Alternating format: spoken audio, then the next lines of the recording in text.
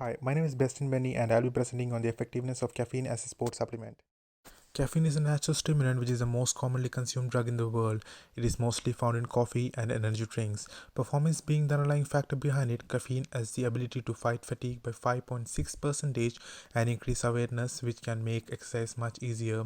The main effect of caffeine is on the brain, blocking a neurotransmitter called adenosine, which calms the brain and makes the body tired, and also reduces the sense of energy and becomes extremely prominent in prolonged events like running and cycling. Caffeine doses of 5 to 6 mg per kg of body mass can improve an athlete's performance by 5% when taken 1 hour before exercise. Caffeine increases the use of fat as fuel, which helps the glucose in the muscle to last longer and possibly extend the time taken to reach exhaustion. It also develops muscle contraction and improves tolerance to fatigue. Studies show that the effect of caffeine can be enduring, as caffeine's benefit can last until 6 hours. Caffeine's efficiency has been proved in events like distance running, cycling, skiing, rowing, and swimming.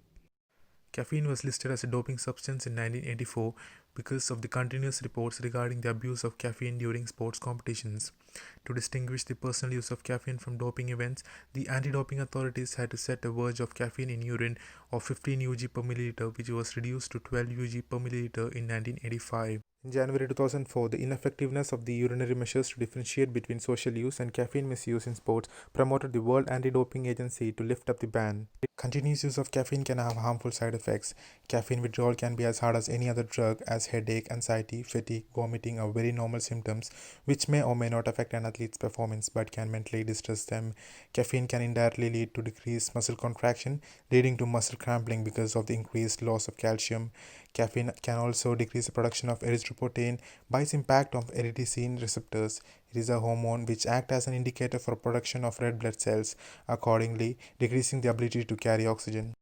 The Australian Sport Anti-Doping Authority advises that no supplement is 100% safe to use and most supplements do not actually improve performance.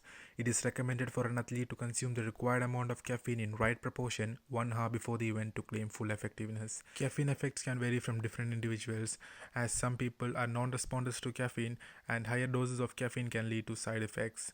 However, athletes should know about the negative impacts of withdrawal and of the increased risk for harmful aftermath after exposure to caffeine.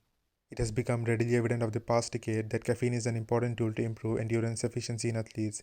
Athletes tend to take benefit from caffeine so that they are not left behind by their competitors. My research has led me to a conclusion that caffeine intake can boost an athlete's performance during an event if consumed in right proportions. Therefore, the question of use or misuse of caffeine in sports will possibly continue to be an important subject worthy of careful consideration and discussions.